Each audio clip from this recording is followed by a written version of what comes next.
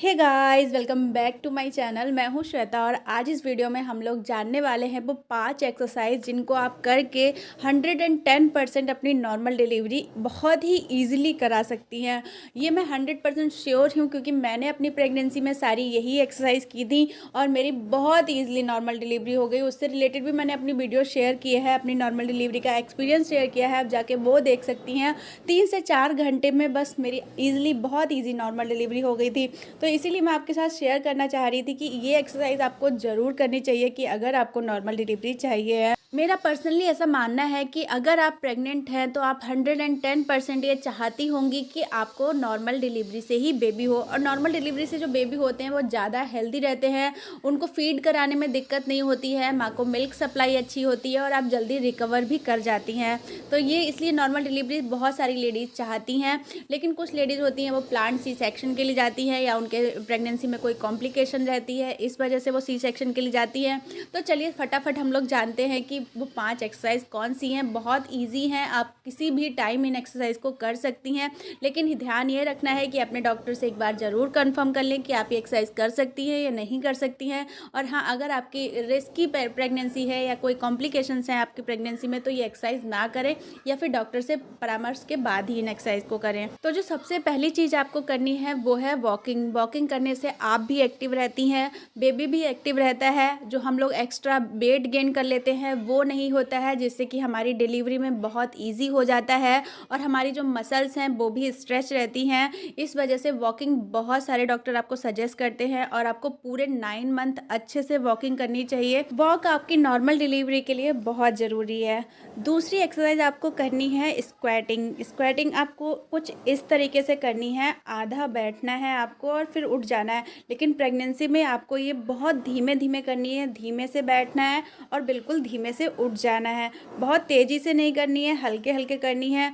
मेरा जब 8 मंथ चल रहा था तब डॉक्टर ने मुझे 25 से 30 स्क्वाटिंग रोज़ करने के लिए बताया था और धीमे धीमे करने के लिए बताया था। हाँ, लेकिन जितना आप बढ़ा सकती हैं, जितनी आपकी कैपेसिटी है उस हिसाब से आपको करना चाहिए। अगर आपको ज़रा भी थकान महसूस होती है तो आपको बिल्कुल भी एक्सरसाइज नहीं करनी है, तुरंत आपको रेस्ट करना है। लास्ट का जो टाइम होता है, जो हमारा लास्ट ट्राइमेस्टर होता है, उस टाइम में बहुत ज़्यादा थकान नहीं होनी चाहिए आपको। तीसरी चीज़ आपको करनी है बटरफ्लाई एक्सरसाइज। ये भी एक्सरसाइज आपकी नॉर्मल डिलीवरी के लिए बहुत इजी बना देती है। जो लेडीज़ बिल्कुल भी नीचे बैठ के काम नहीं करती हैं या जिनकी पेल्विक जो बोन्स हैं वो बिल्कुल भी स्ट्रेच नहीं होती हैं, उनमें कोई स्ट्रेंथ नहीं होती है, उसके लिए बटरफ्लाई एक्सरसाइज सबसे ज़्यादा बेस्ट है। बहुत ही नॉर्मल डिलीवरी के लिए ईजी बना देती है और बहुत सारे डॉक्टर इसको सजेस्ट भी करते हैं। तो आपको ये बटरफ्लाई एक्सरसाइज ज़रूर करनी चाहिए। कुछ इस तरीके की पोजीशन में बैठ के आपको धीरे धीरे अपने लेग्स को ऊपर नीचे करके हिलाना है और 5 से 10 मिनट तक आप ये कर सकती हैं। जितने देर आप कर सकती हैं उतनी देर करिए। दूसरी है ये काउ डक एक्सरसाइज। अगर आपके बैक में दर्द रहता है उसके लिए भी ये एक्सरसाइज बहुत अच्छा है और आपकी नॉर्मल डिलीवरी के लिए भी बहुत अच्छी है। तो आपको ये वाली एक्सरसाइज भी ज़रूर से करनी चाहिए। कुछ इस तरीके से की जाती है, जितना आप कर सकती हैं।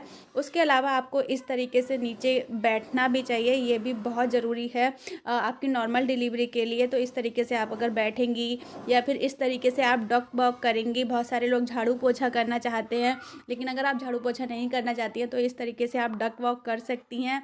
नेक्स्ट आपको जो करना है, सबसे ज़्यादा ज़रूरी चीज़ होती है ब्रीदिंग एक्सरसाइज। ब्रीदिंग एक्सरसाइज आपकी नॉर्मल डिलीवरी के लिए बहुत ईजी है। जब आपकी डिलीवरी हो रही होगी तब आपको पता चलेगा कि ब्रीदिंग एक्सरसाइज करने के आपको कितने सारे फ़ायदे मिल रहे हैं। उस समय बिल्कुल भी ऑक्सीजन की कमी नहीं होनी चाहिए, ना बच्चे में ना आप में। इसलिए ब्रीदिंग एक्सरसाइज बहुत ज़्यादा ज़रूरी है और उस समय हमें ब्रीदिंग एक्सरसाइज की बहुत ज़रूरत पड़ती है। हमें तेज़ तेज़ सांसें लेनी होती हैं, गहरी सांसें लेनी होती हैं, बच्चे को पुश करने टाइम हमें ज़रूरत पड़ती है। तो ब्रीदिंग एक्सरसाइज की आप ज़रूर से प्रैक्टिस करते रहें। इसके अलावा आप एक्टिव रहें, घर का जो भी हल्का फुल्का काम है वो करते रहें। प्रेगनेंसी को अच्छे से एंजॉय करें, एक्टिव रहें, बिल्कुल भी अपने आप को बीमार ना समझें। वॉकिंग करते रहें, घर के हल्के फुल्के काम करते रहें। इससे क्या होगा, आप भी एक्टिव रहेंगी, बच्चा भी एक्टिव रहेगा और डिलीवरी में बहुत सारी चीज़ें आपकी ईजी हो जाएंगी। तो ये सारी चीज़ें अगर आप करते हैं तो आपको नॉर्मल डिलीवरी बहुत ईजिली हो जाती है। इसके अलावा बहुत सारे टिप्स मैं नॉर्मल डिलीवरी से रिलेटेड शेयर करती रहती हूँ, आप वो भी देख सकते हैं। आई होप कि वीडियो आपके लिए यूज़फुल रहा होगा। वीडियो यूज़फुल लगा हो तो प्लीज़ वीडियो को लाइक ज़रूर करें, मेरे चैनल को सब्सक्राइब, ऐसी बहुत सारी इन्फॉर्मेटिव वीडियोज़ के लिए। Thank you so much for watching. Thank you.